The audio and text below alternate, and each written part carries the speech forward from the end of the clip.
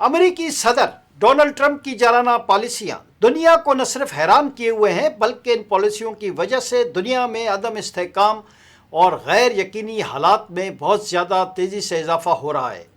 Venezuela پر حملہ، ایران پر حملہ اور اب یہ خبریں ہیں امریکہ نے کیوبا پر بھی حملہ کر دیا ہے۔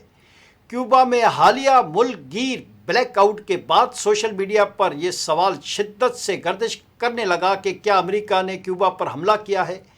تاہم حکام کی جانب سے کسی بھی فوجی کارروائی کی تصدیق نہیں کی گئی ہے۔ کیوبا کے حکام کے مطابق پیر کے روز پورے ملک کا بجلی کا نظام اچانک بند ہو گیا، جس کے باعث 1 کروڑ سے زائد افراد اندھیرے میں ڈوب گئے۔ کیوبن وزارت توانائی نے بیان میں کہا ہے کہ ملک کا پاور گرڈ مکمل طور پر منقطع ہو گیا اور بحالی کے لیے ہنگامی اقدامات کیے جا رہے ہیں۔ ماہرین کے مطابق یہ بحران بنیادی طور پر شدید توانائی کی قلت، ایندھن کی کمی اور بوسیدہ انفراسٹرکچر کا نتیجہ ہے۔